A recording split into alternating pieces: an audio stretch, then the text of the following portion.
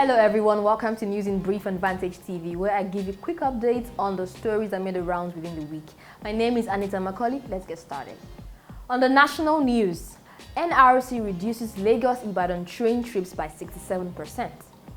The hike in diesel price has forced the Nigeria Railway Corporation to drastically reduce the number of trips on the Lagos-Ibadan train service by about 66.67%. It was also learned that the corporation had sent recommendations to the Federal Ministry of Transportation for an adjustment in the transport fare on the train service. 7 more hostages of Kaduna train attack regained freedom.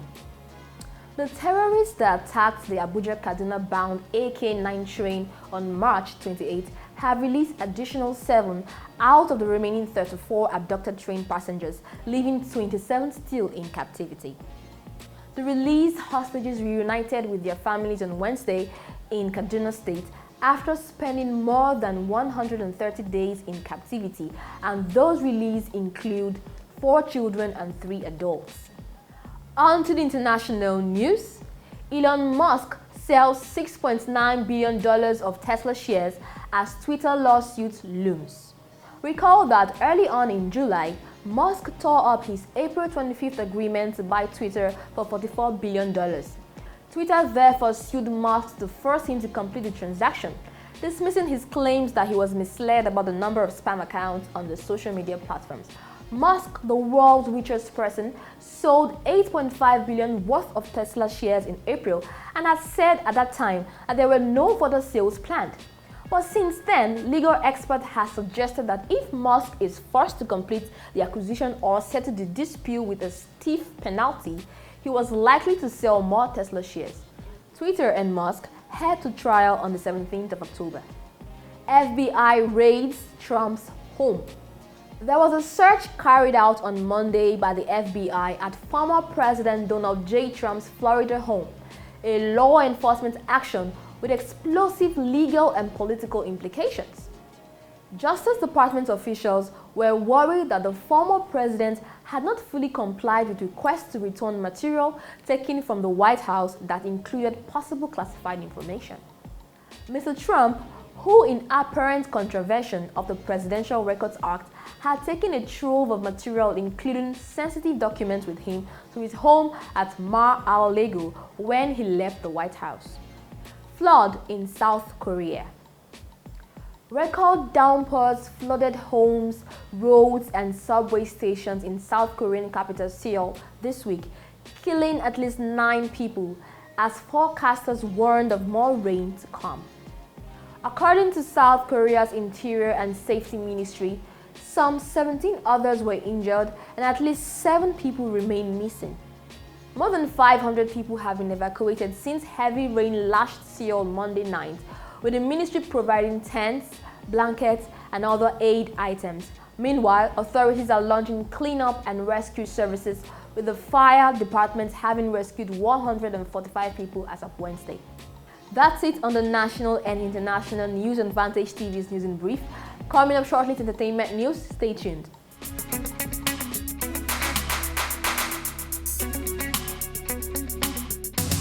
Hi guys, I'm Lifa and you're welcome to Entertainment on the News in Brief, where I bring you the tea piping hot. Let's get right into it. Kizz arrested in Tanzania over failure to perform. Nigerian Afrobeat superstar Kizz has found himself in hot water after failing to show up for the sold-out show in Tanzania last Sunday. According to reports, the singer did not show up on stage because his luggage and outfits had not yet arrived in Tanzania from a previous stop in Uganda. In the blink of an eye, Kizz was promptly arrested and detained by uniformed men as a result of breaching the agreement to perform. Released 10 hours later, the star later apologized for not showing up and promised a free show for the fans. Recall that Kizz was caught up in a similar incident last month where fans in the United States demanded a refund after the star kept them waiting for 4 hours, though later citing passport issues. Just hoping this is not becoming a trend for Kizz. Filmmaker B. Bandele has passed on. B. Bandele celebrated Nigerian novelist and Nollywood director behind titles such as Half of a Yellow Sun, 50 and Blood Sisters, has passed on at 54. The demise of the screenwriter and protege of Nobel laureate Wole Soyinka was announced on Monday by his daughter. The sad occurrence comes barely weeks to the historical Toronto International Film Festival TIFF premiere of his unreleased 2022 film project Election by the King's Horseman. For the Netflix and Ebony Live production, which he directed and adapted for the big screen from the eponymous book by Wole Soyinka, he would now receive posthumous credits. May his soul rest in peace. Tuface Idibia renounces role model status in public apology. In a lengthy and shocking Instagram post on Monday, Nigerian music icon Tuface Idibia, aka Tubaba, tendered a public apology to practically everyone in his life for being, in his words, an embarrassment to them.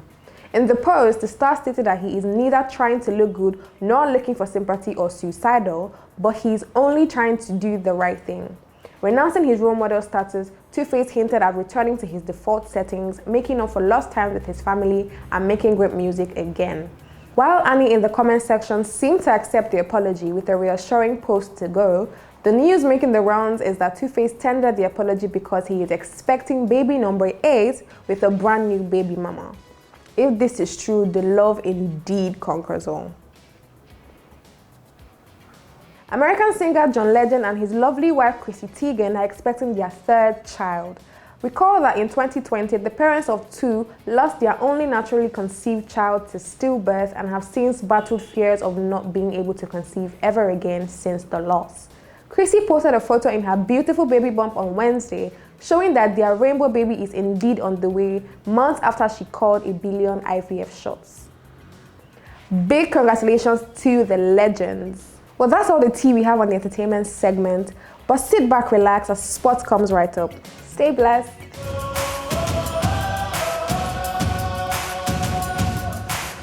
It's sports time on the News and Brief. I am Emilio Menesubstance, and these are the top stories. And we're off the tracks with athletics. Tobi Amusan on Sunday morning raced another Commonwealth gold medal in the 100 meters hurdles. Amusan breezed into a games record in Birmingham as she sprinted and led to 12.30 seconds finish to defend her 2018 feat. Her gold medal helped take Nigeria to their 10th gold medal at the competition, increasing their total medal haul to 31. Amusan is currently a world champion, world record holder, African champion, African record holder, as well as a Commonwealth champion and record holder. Another Nigerian and 3-time African champion, Asa Brumas, set a new games record with a leap of 7 meters to win at the long jump event, adding a second Commonwealth gold to the one she claimed in Glasgow 8 years ago. The 26-year-old reclaimed her long jump title after 2 jumps of 6.99 meters and one of 6.96 meters, which would all have been enough to secure a top spot on the podium. Brume was also among the women who won gold for Nigeria in the 4x100 meters relay. Victory in the relay took Nigeria's game tally to 12 gold medals, making them Africa's top performers at this year's Commonwealth Games in England. England were denied a dramatic 4x400 meters Commonwealth relay gold after officials ruled they committed a lane infringement before anchor Jesse Knight edged the tightest of finishes. Knight initially seemed to have secured victory by 100th of a second ahead of Canada's Kyra Constantine. But the hosts were denied a fairy tale end to the athletics program as judges spotted Jodie Williams' foot strain on the first changeover. And now tennis. Serena Williams hints at retirement ahead of her 41st birthday. In an Instagram post on Tuesday, Williams announced that she plans to bring her tennis career to an end.